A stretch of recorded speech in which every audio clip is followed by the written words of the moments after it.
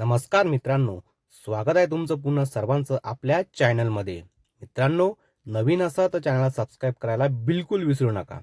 तर आज आपण बघणार आहोत की एकादशी कोणतीही असो, त्या दिवशी तांदूळ अजिबात खाऊ नये. याचं कारण काय? तर पुराण कथामध्ये विविध कारणे सांगितलेली आहेत.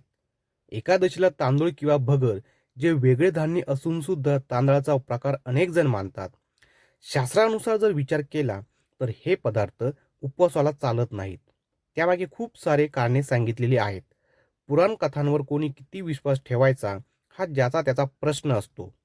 विष्णू पुराणातील संदर्भानुसार महर्षी मेधा हे ऋषी देवीच्या क्रोधापासून स्वतःला वाचवण्यासाठी योग बलाने देहत्याग करून तो देह ते शरीर जमिनीमध्ये एकरूप करतात आणि त्या देहापासूनच तांदळाची निर्मिती झालेली आहे. ही त्यामागची पहिली कथा. आता यावरती किती विश्वास ठेवायचा व किती नाही हा ज्याचा त्याचा प्रश्न आहे. त्यानंतर दुसरी कथा. कथा म्हणजे त्यामागचं एक कारणच आहे.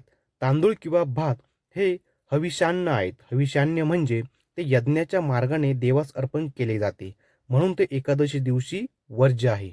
त्यानंतर तिसरं कारण, तांदळामध्ये पाण्याचे प्रमाण अधिक असते आणि एकादशीला जास्त किंवा कमी पाणी पिणे अयोग्य मानतात. हे त्याचं तिसरं कारण आहे. आता हे जे तिन्ही कारणे आहेत हे पुराण कथानुसार दिलेले आहेत. तर यावरती विश्वास ठेवायचा अगर ना ठेवायचा हा तुमचा प्रश्न. तर हे तीन मुद्दे जे आहेत ते एकादशीला तांदूळ खाऊ नये म्हणून दिलेले आहेत. एकादशीच्या दिवशी साबुदाणा, बटाटा, कंदमुळे हे असंख्य पदार्थ उपलब्ध असतात. त्यामुळे ते तुम्ही वर्ज्य करू शकतात.